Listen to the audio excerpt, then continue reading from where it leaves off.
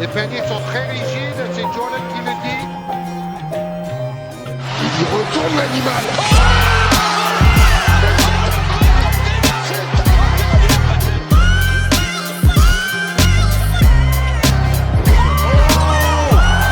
Et le N1.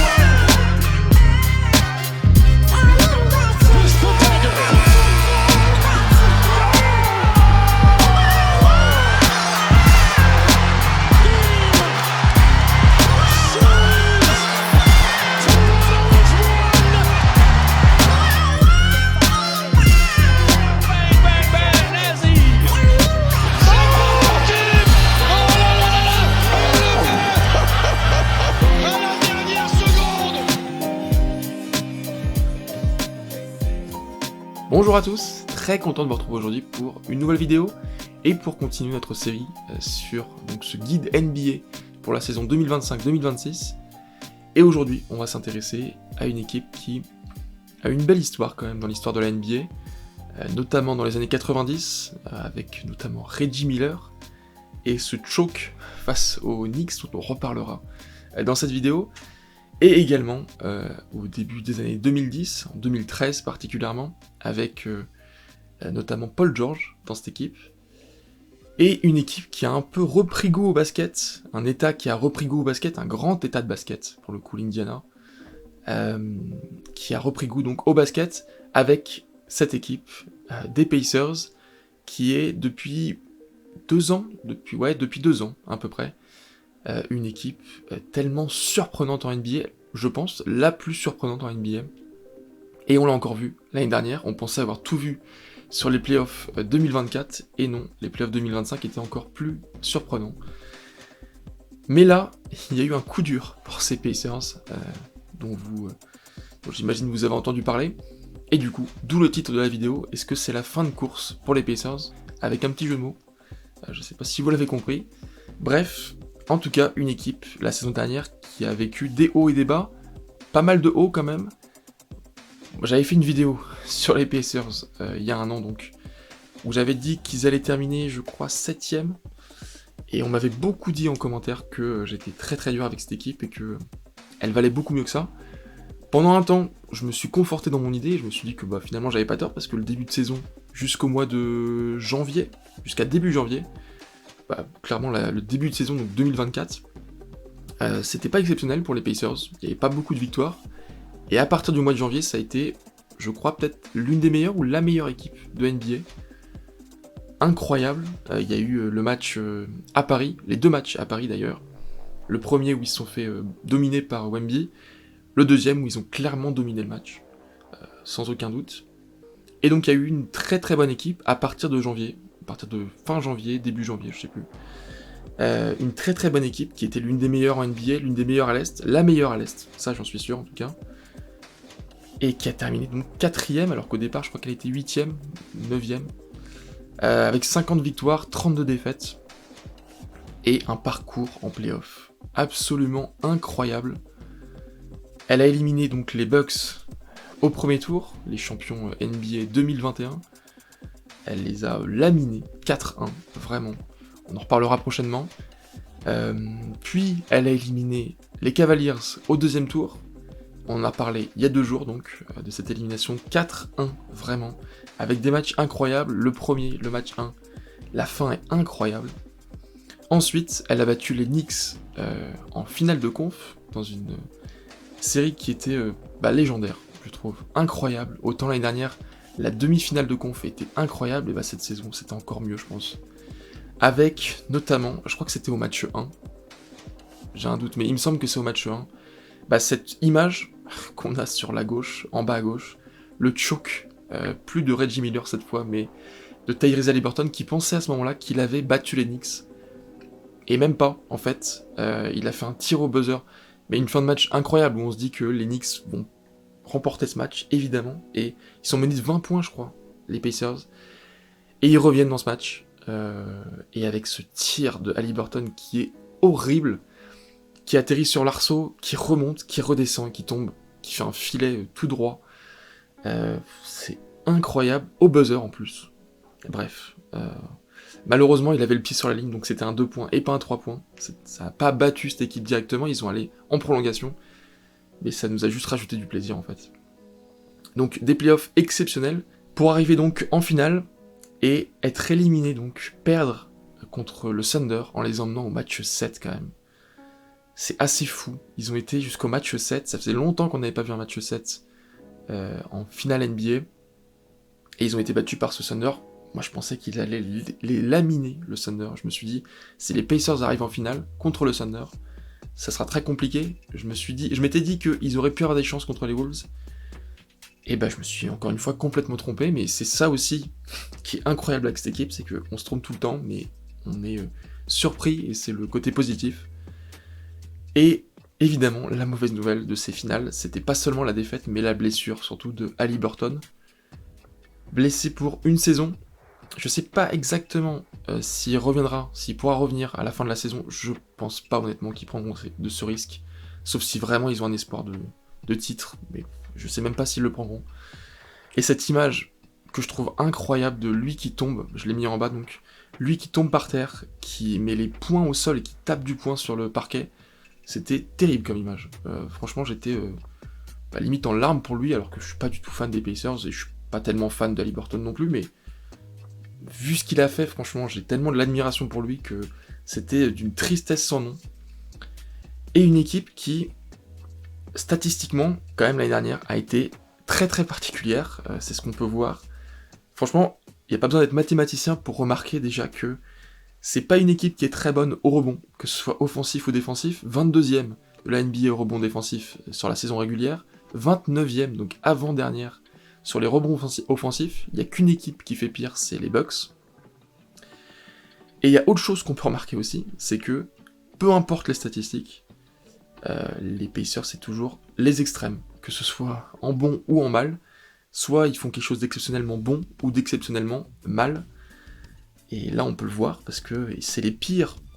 Il n'y a pas de stat moyenne en fait chez eux, il n'y a aucune stat, ils sont à aucun moment entre la 10e et la 20e position en NBA, ils sont toujours soit dans les derniers, soit dans les premiers, et notamment dans les premiers, ils sont donc 3e meilleur en termes de pourcentage au tir, 3e meilleur en termes de passes décisives, ça c'est pas étonnant vu le nombre de passes décisives de Haliburton, et ils sont 5e meilleur en termes de tirs réussis par match. En termes d'interception aussi, je pensais qu'ils seraient meilleurs encore que ça, 9e en termes de contre, 6e, voilà bref, 7e aussi attaque, ça c'est assez surprenant, je pensais que c'était plus que ça, mais faut pas oublier qu'ils sont capables aussi de faire des matchs à 60 points parfois. Bref, c'est une équipe qui est extrême, ces Pacers, c'est la meilleure définition qu'on puisse avoir d'eux. Ils sont réguliers dans leur irrégularité ou dans leur manière d'être extrême en tout cas. Et on va s'intéresser maintenant donc à la prochaine saison, la saison qui nous intéresse, avec donc un effectif, un 5 majeur qui va peut-être changer, qui va d'ailleurs sûrement changer parce que Haliburton est blessé pendant un an. La question ça va être qui va remplacer Haliburton à la main. On a TJ McConnell, qui a été incroyable pendant les playoffs, qui est un joueur incroyable, mais qui est peut-être pas un titulaire. Pour le coup, c'est un joueur un peu à la Pritchard pour les Celtics. C'est un joueur qui sort du banc et qui apporte beaucoup de dynamisme. Mais en tant que titulaire, je suis pas sûr que ça soit... Je sais pas, peut-être que je me trompe complètement, comme pour beaucoup de choses avec ces Pacers. On a aussi Cam Jones, donc, qui a été drafté, Cam avec un K, donc c'est un prénom très moderne. Bref, mais sinon on n'a pas beaucoup de changements dans cette équipe. On a toujours Rick Carlisle en tant que coach, ça change pas, et heureusement parce que il est incroyable en tant que coach, rien à dire. On a énormément de talent sur le poste d'arrière, ça fait un bon point commun avec les Pistons dont on a parlé hier, avec notamment Nembhard au poste en tant que titulaire. On a Mathurin aussi, Bénédicte Mathurin, qui a peut-être aussi l'étoffe d'un titulaire, franchement. Est-ce que cette année il pourra devenir titulaire? Peut-être avec un Nembhard, poste de meneur, même si c'est pas un vrai meneur. Ben Sheppard aussi, Johnny Furphy qu'on a vu quelques fois aussi, Aaron Nesmith qui est un vrai joueur puissant, un ailier puissant, comme on les aime, qui peut aussi tirer à 3 points, il a eu des crises à 3 points, je crois que c'est lui qui démarre il me semble que contre les Knicks, c'est contre les Cavaliers, je sais plus. C'est lui qui démarre le comeback, parce qu'il a une crise à 3 points, il fait quelque chose d'incroyable. Je crois que c'est contre les Knicks, il me semble. Et il me semble d'ailleurs que Haliburton, il avait rien mis du match et qu'il met le dernier panier. Bref, un peu à la Schroeder en finale d'Eurobasket. On a aussi évidemment Pascal Siakam qui va devoir porter cette équipe cette saison. On a Obi Toppin aussi, lui aussi très rapide, très véloce. Jarras Walker. Et au poste de pivot, on a perdu évidemment Miles Turner. Et on a retrouvé donc toujours Tony Bradley, Isaiah Jackson ou James Wiseman.